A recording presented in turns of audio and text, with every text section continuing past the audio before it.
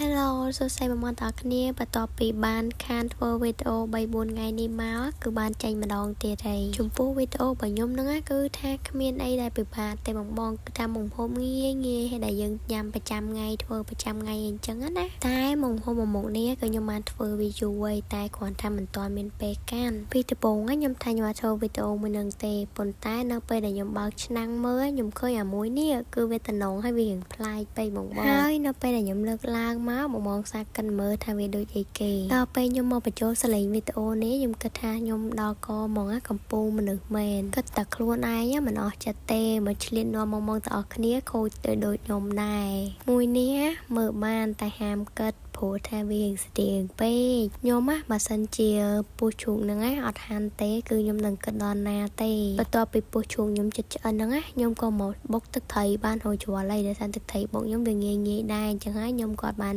បង្ហាញពីរបៀបបុកទឹកត្រីខ្ញុំទេតោះឥឡូវយើងមកមើលពីពោះជ្រូកវិញម្ដងបន្ទាប់ពីដាក់វាចុះហើយគឺវានៅតែប៉ោងអញ្ចឹងមកអត់ដឹងថានេះគេហៅអីទេខ្ញុំនឹងតែញ៉ាំឯងមួយមុខនេះបងជ្រក់ជាមួយនឹងទឹកត្រីកោះកុងបុកវាហល់បន្ទាប់ជាមួយនឹងផ្លែជាទៅសែនជាមកបានញ៉ាំជាមួយនឹងនំបញ្ចុកទៀតហត់តែឆ្ងាញ់តែញ៉ាំជាមួយនឹងបាយក៏ឆ្ងាញ់ដូចគ្នាពោះរៀងប៉ោងហ្នឹងបងវារៀងតលាន់តិចបើយើងញ៉ាំវាច្រើនណាដោយសារខាងក្នុងវាហ្នឹងវាខ្លាញ់ច្រើនពេញនេះបងដូចខ្ញុំបានបង្ហាញជូនបងអញ្ចឹងតែមួយហ្នឹងញ៉ាំម្នាក់ឯងគឺញ៉ាំអត់អស់ទេញ៉ាំគ្នាពីរ3នាក់អីល្មមដោយសារញ៉ាំយូរទៅវារៀងតលាន់ខាងក្នុងវាដូចខ្ញុំបានប្រាប់អញ្ចឹងថាវាខ្លាញ់ច្រើនពេកបើនិយាយទៅពោះជ្រូកស្ងោរគឺខ្ញុំអាសាស្ងោរវាញ៉ាំខ្លាំងមែនតើគ្រាន់តែថាពេលខ្លាញ់អញ្ចឹងទៅខ្ញុំក៏បានធ្វើវីដេអូពេលខ្លាញ់អញ្ចឹងខ្ញុំក៏ខ្ជិលអញ្ចឹងទៅដោយសារគិតថាបើធ្វើដដែលថតដដែលពេលខ្លាញ់បងប្អូនទាំងអស់គ្នាធុញហើយឥឡូវនេះពោះជ្រូកខ្ញុំគឺបានហាន់ហូរជ្រាល់ហើយបង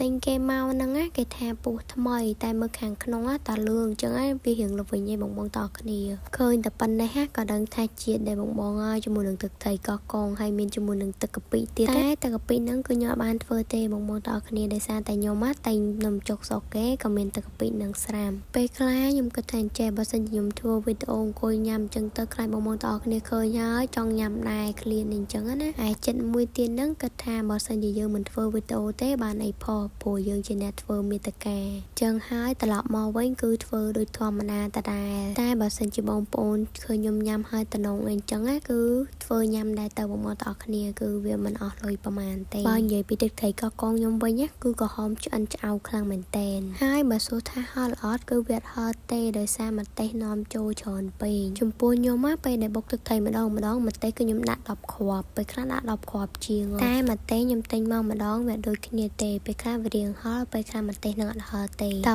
បងឥឡូវកលេចមកមើលការញ៉ាំរបស់ខ្ញុំវិញដំបូងនេះខ្ញុំដាក់ជាមួយនឹងពោះជ្រូកហើយនឹងជាមួយអីគេអាពោះធំដែលខ្ញុំបង្ហាញជូនបងទាំងអស់គ្នាដោយសារពោះវាពណ៌រៀងលឿងណាបងវារៀងមានជាតិល្វីងចឹងហើយខ្ញុំក៏ញ៉ាំវាបន្ទាប់ចូលគ្នាហើយក៏មកជ្រលក់ជាមួយនឹងទឹកកាពិចាំមើលថាតើវាឆ្ងាញ់ទៅមួយក៏អត់បើឆ្ងាញ់ចាំខ្ញុំប្រាប់បងតែបើអត់ឆ្ងាញ់ទេខ្ញុំអត់រីខមមិនទេតែណាមួយដោយសារតែទឹកកាពិនេះគឺខ្ញុំទិញនំចុកស្រកគេបានមកស្រាប់ណាចុងក្រោយក៏មកជ្រលក់ជាមួយនឹងទឹកត្រីកោះកងយើងនឹងនិយាយពីថាជាតិមួយម៉ាត់នេះ